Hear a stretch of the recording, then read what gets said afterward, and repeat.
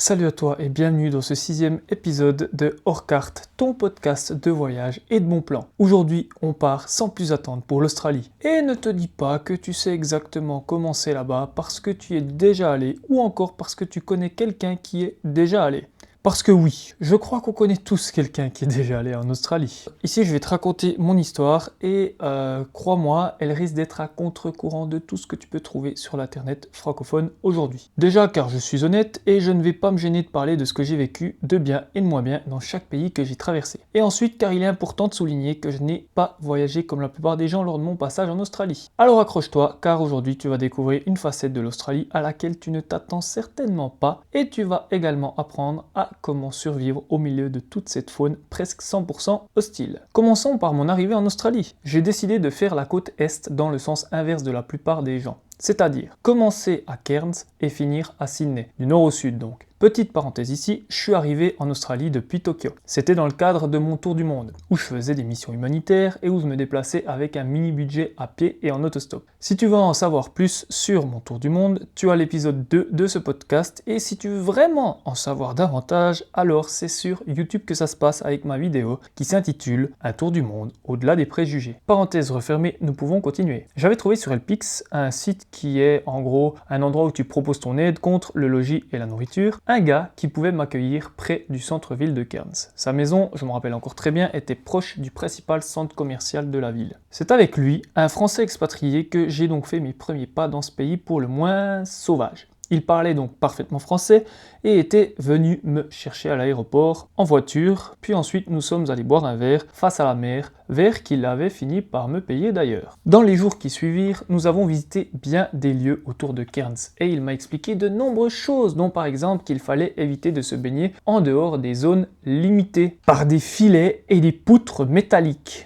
Car des crocodiles, qui peuvent atteindre jusqu'à 6 mètres de long, sont présents sous l'eau et le long des côtes, et parfois même au large de ces dernières. Mais bon, ils sont limités, car au large, c'est les grands requins blancs qui règnent presque sans partage. D'ailleurs, il n'est pas rare de trouver des crocodiles dans les jardins, en pleine ville, tant ils sont nombreux. Enfin, je veux dire, 6 mètres. T'imagines? C'est un truc de fou. C'est plus de 3 fois la taille de Michael Jordan, bordel. Non mais excuse-moi, mais c'est quand même assez dingue. Et vous pensiez que c'était tout? Mais que nenni! Il y a des méduses qui peuvent vous tuer en quelques secondes en paralysant l'ensemble de votre système nerveux. C'est donc affreux comme mort. Vous bavez, vous ne pouvez plus bouger aucun de vos membres et vous finissez par vous voir mourir presque totalement paralysé, sans rien pouvoir faire, ni même appeler les secours. Si vous êtes seul, c'est la mort assurée. Mais rassurez-vous, ça ne dure que quelques minutes. Bien évidemment, c'est ironique. Mais il me raconte aussi qu'il faut toujours bien veiller à fermer la porte de chez lui quand je sors, histoire qu'une vilaine bestiole style araignée redback ou serpent taipan et autres joyeusetés ne tente sa chance dans l'un de nos lits le soir venu. Et également d'éviter la mort qui va bien souvent de pair lorsque l'on croise l'une de ces charmantes bestioles. Bon, si vous pensiez que c'était fini, vous vous trompez encore une fois. Il faut veiller sur votre vie en quasi-permanence dans le nord de l'Australie et dans l'état du Queensland qui a un climat subtropical. Alors attention, quand je dis ça, c'est surtout quand vous voyagez comme je l'ai fait, c'est-à-dire en autostop, à pied, en dormant en extérieur. Cet expatrié français me raconte aussi qu'il ne faut pas approcher les kangourous. Et là, je dois avouer que je suis un peu perplexe. Cet animal si charismatique qui est l'emblème de l'Australie aurait lui aussi une arme prête à me faire trépasser en quelques secondes? Rassure-toi, ce n'est pas le cas. Mais il m'explique que le kangourou peut aussi te prendre pour l'un des leurs, et s'il te prend pour une menace, ses longues griffes ou ses pattes arrière très puissantes peuvent mettre à mal même notre cher Chuck Norris. Alors loin de moi l'idée de vouloir tuer ces belle création mortifère que Dame Nature nous donne.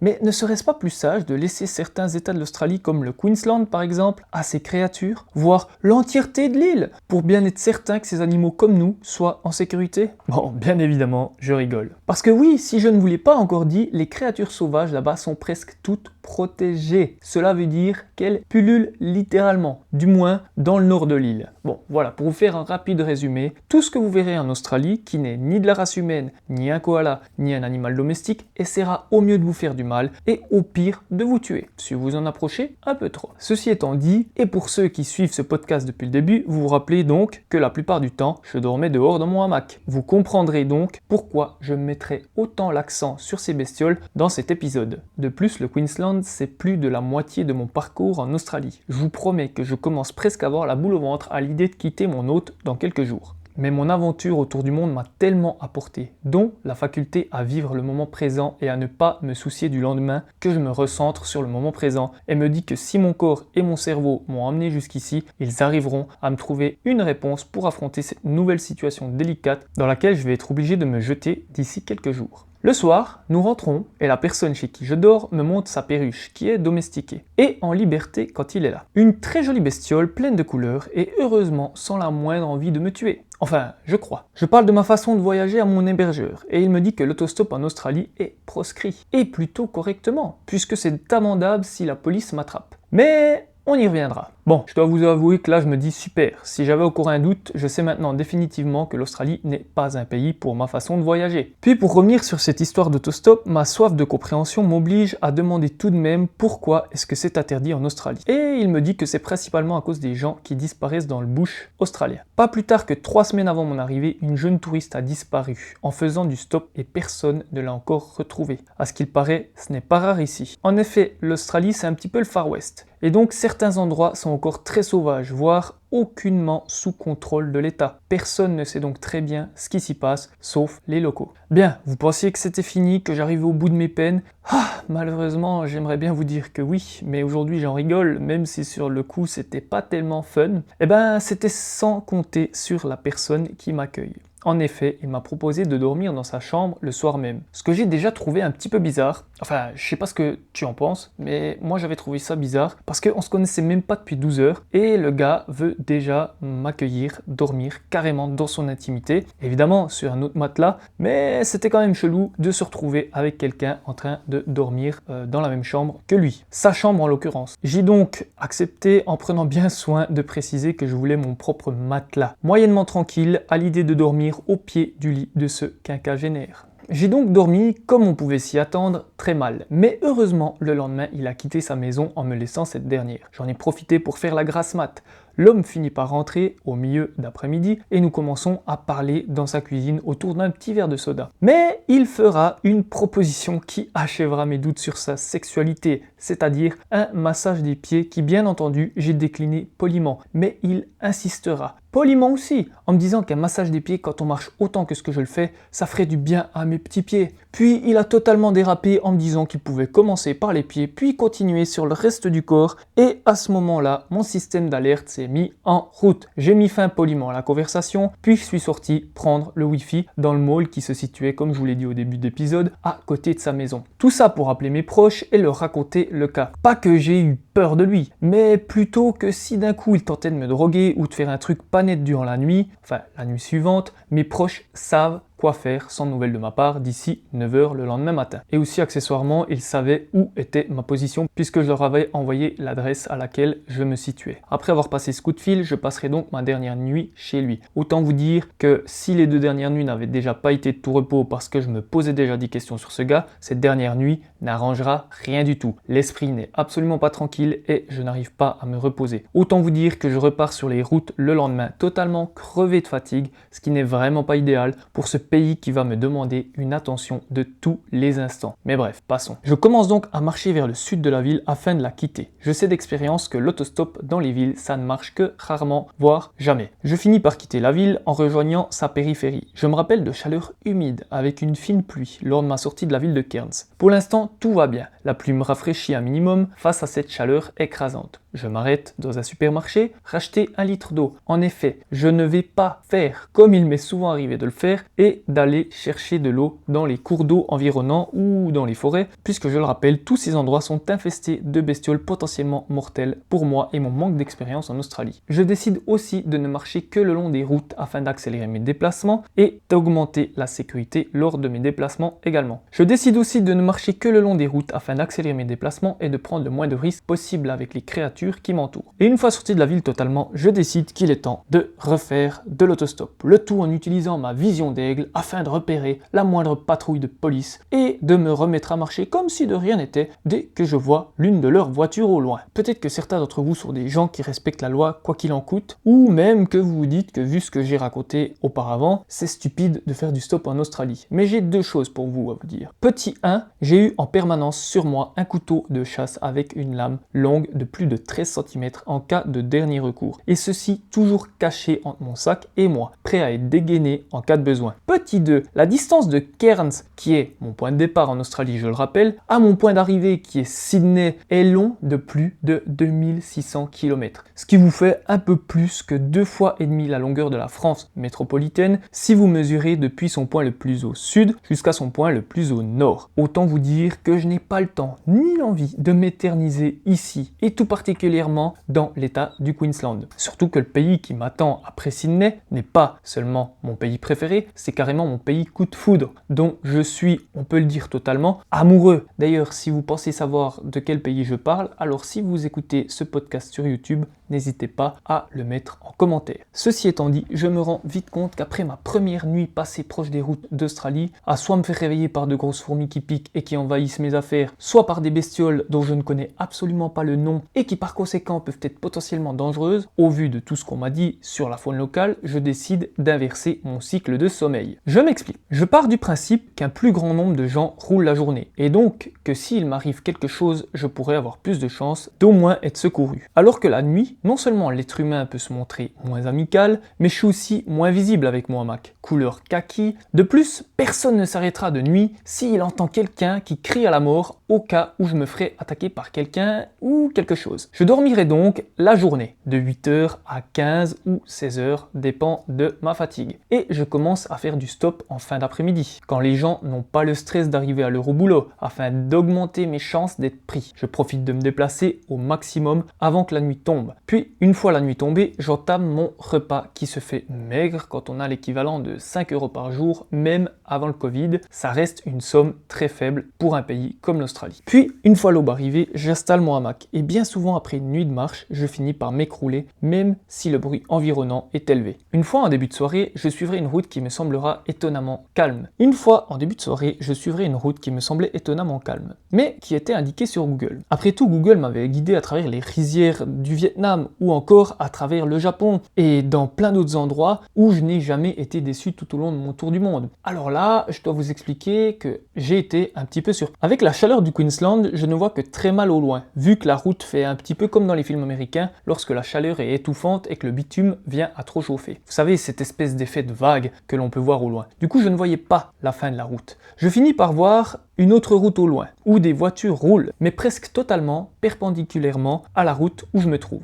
Je me dis donc que je vais arriver sur une intersection, logiquement. Mais il n'en est rien. La route finit par se faire avaler par le bush australien. Et je me retrouve entouré de hautes herbes dans un champ en pleine chaleur de fin de journée. Pour rejoindre la vraie route, maintenant, j'ai deux solutions. Soit je rebrousse chemin, chose que je n'ai fait qu'en cas de danger avéré durant mon tour du monde, soit je continue tout droit avec le risque que des serpents soient déjà sortis de leur tanière. Et tu sais quoi, je ne le saurais pas vu que les herbes sont trop hautes pour les voir. Je prends donc comme choix la deuxième option, mais pas sans précaution. Je sais que tous les serpents du monde ont peur des ondes et qu'ils évitent de se retrouver face à l'homme, intentionnellement du moins. Je décide donc de marcher lourdement, tout en m'armant de 2 longs bâtons, afin de taper tout autour de moi le terrain environnant, et de faire le plus de bruit possible et le plus de vibrations par conséquent, afin de faire peur à tout serpent tenté de se taper un casse-croûte d'1,84 m pour cette nuit. Est-ce efficace? Je ne peux pas vous le garantir, mais psychologiquement c'est très efficace. Et bien évidemment, je me sens rassuré. J'arrive enfin à la route, non pas sans une certaine fierté d'avoir traversé ce champ, à 2 pas des champs de canne à sucre qui sont réputés pour être eux-mêmes infestés de serpents. Un soir, en faisant du stop, je tomberai entre autres sur une Australienne qui est en train de faire son 3e tour d'Australie, seule avec son camper van et son perroquet blanc qui défèque un peu partout à l'avant de son bus. Elle m'embarquera avec elle pour 3 jours de folle aventure et de découverte.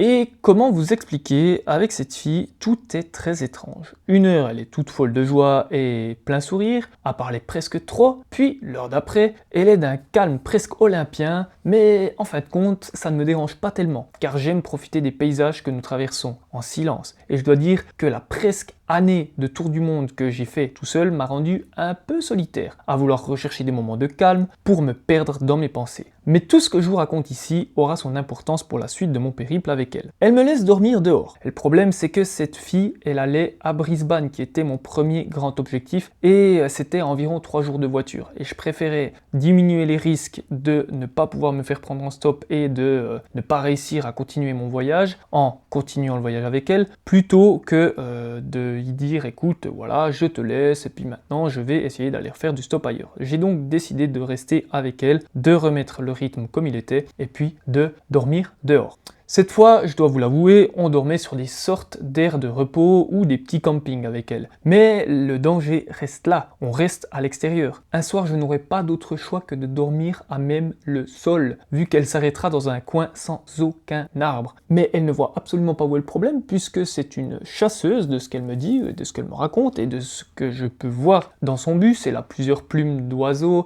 elle a plusieurs couteaux avec différentes longueurs, elle a même une espèce de machette. Et puis, elle me dit très clairement que de toute façon, je ne risque rien. Bref, je tombe sur un Australien au début de mon voyage à Cairns qui me raconte que l'Australie, c'est plein de dangers. Et je tombe sur une femme qui est australienne et qui, sans être méchant, me paraît un petit peu perchée par moment, qui me dit qu'il n'y a aucun risque. J'aime bien jouer la carte de la modération et me dire qu'il y a de toute façon, partout où vous alliez dans ce monde, toujours un petit risque qui existe, mais ne pas paranoïer. Bon, pour être très honnête, j'étais pas du tout rassuré dans le fait de dormir dehors à même le sol. Et donc, je me retrouve tout seul dehors avec elle qui vient de fermer son van à clé, avec comme seule défense mon hamac et sa moustiquière qui fait à peine 1 mm d'épaisseur. Le tout posé, je le rappelle, à même le sol. Si tu penses vraiment que la moustiquière peut faire l'affaire face à un brown snake qui sont légion à proximité des champs de canne à sucre, bah dis-le-moi, moi j'ai des doutes très personnellement. Mais heureusement, ma bonne étoile sera encore là cette fois. La seule chose qui me surprendra au réveil sera ces 3 gros varans qui grimpent et vont partout, qui seront soit sur les arbres environnants, soit dans la pelouse à quelques mètres de moi. Heureusement, aucun ne m'a approché durant la nuit, du moins je crois. Et qui sait, ils m'ont peut-être même protégé des serpents et autres joyeuseries qui rôdent tout autour de moi. Nos journées ne se ressemblent pas, mais alors pas du tout.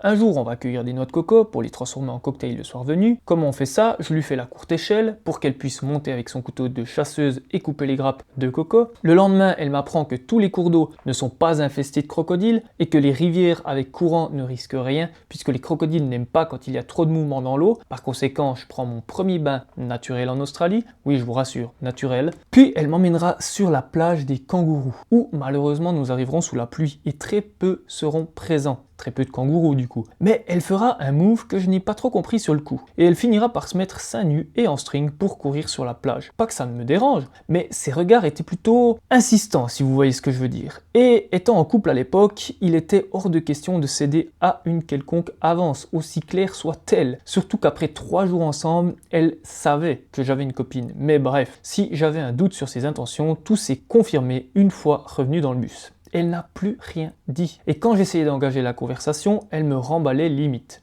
J'ai donc décidé de lui demander de me déposer à la prochaine intersection afin d'abréger l'ambiance morose qui venait de s'installer dans le véhicule. Chose qu'elle a fait en me disant à peine merde une fois partie. J'avais encore peine à comprendre ce qui venait de se passer. Mais aujourd'hui, avec le recul, tout est très clair. Décidément, j'ai vraiment trop de succès avec les personnes de tous bords en Australie. Je décide de ne pas rentrer dans Brisbane et de profiter de l'intersection pour contourner la ville en voiture, afin d'éviter la fameuse galère de l'autostop une fois dans la ville. Chose plutôt bien réfléchie, puisque la même journée, je croiserai la route d'un des nombreux taxis qui s'arrêteront presque sur la route pour me proposer de me prendre alors que je leur réponds toujours « No, I don't have any money ». Non, je n'ai pas d'argent en français. Mais il y en a un qui insistera et qui finira par s'arrêter carrément sur le bas-côté sur la voie opposée à celle sur laquelle je marche. En me criant « Tu parles français ?» Et bien évidemment, j'y répondrai « Oui » avec un grand sourire, plein d'espoir. Ah, le fameux accent francophone qui nous trahit peu importe où nous nous trouvons à l'étranger. Je me dis donc qu'étant francophone, nous avons un gros point commun. Et tous ceux qui ont déjà voyagé le savent. Une personne qui parle sa langue n'importe où dans le monde, sauf chez soi évidemment, fait de nous presque instantanément un petit clan, voire des amis si le courant passe bien. Alors cette personne, c'est Guy et il vit sur la Gold Coast. Il vit en Australie depuis plus de 20 ans et s'est marié à une Australienne. Je dois dire que les expatriés français là-bas, ça ne manque pas. Il conduit son taxi presque tous les jours et il vit avec sa femme qui est devenue son ex-femme. Elle a la maison et lui vit dans le sous-sol de la maison de son ex-femme. Ils s'entendent encore bien et la femme me prendra dormir chez elle alors que Guy dormira dans son espèce de mini-studio au sous-sol. Je me retrouve donc dans une maison gratuitement, proche de la Gold Coast, avec un Français d'origine pour m'emmener à peu près partout. Et qui plus est, qui est passionné par mon voyage. Nous passons donc de longues soirées ensemble à siroter des bières et à discuter. Et je me rends aussi compte, en me pesant sur la balance chez lui, que j'ai perdu 10 kilos depuis le début de mon aventure, bien évidemment. Avec environ 5 balles par jour pour manger, impossible d'avoir les 3 repas où l'on mange à sa faim. Et dépend le pays, c'est même un repas par jour. Et là, je tiens quand même à préciser un petit truc, j'entends déjà les spécialistes en survie crier au manque de savoir-faire, car n'importe où ils se trouvent, ces surhommes peuvent survivre même sans un sou. Eh bien, sachez que la chasse dans la plupart des pays du monde est interdite, sauf en cas d'extrême nécessité. En d'autres termes, tant que tu ne crèves pas de faim, tu n'as pas le droit de chasser comme ça, n'importe où. Enfin bref, si tu entends ce podcast, Guy, merci encore pour tout à toi et à ton ex-femme, car cette rencontre a vraiment marqué un tournant dans mon aventure en Australie. Après ça, tout est devenu plus simple. C'est peut-être aussi car je quittais bientôt le Queensland et que les dangers sont moindres plus au sud. Mais tout de même, j'ai passé des soirées proches de la forêt sans voir la moindre bestiole s'approcher. Avec l'aide de Guy, je finirai par arriver à Sydney. Pas d'une traite, je vous rassure, mais tout de même. Je passerai 5 jours dans cette ville remuante et très jolie. Je peux même dire qu'elle est emblématique. Pas grand chose de spécial à expliquer ici, c'est une grande ville comme il en existe tant d'autres à travers le globe, mais j'ai particulièrement apprécié le Royal Botanic Garden qui se situe en partie derrière l'Opéra de Sydney. Pour être sûr de ne pas louper mon avion, j'irai dormir dans le parc proche de l'aéroport et le lendemain je décollerai pour notre prochaine destination, chères auditrices et chers auditeurs. Dans 2 semaines, tu auras l'épisode sur la suite directe de mon voyage, ce qui n'arrive pas souvent avec les épisodes de hors-carte, qui ne suivent aucun ordre chronologique, et ce, pour différentes raisons éditoriales. Si tu m'écoutes sur YouTube, merci de t'abonner et de partager. Un like serait même un plus. Et si tu m'écoutes sur une autre plateforme de streaming, merci de partager également. Je te dis merci d'avoir écouté ce podcast jusqu'ici et je te souhaite une bonne journée ou soirée. Tout dépend de quand tu m'écoutes. Et à dans 2 semaines. Allez, ciao!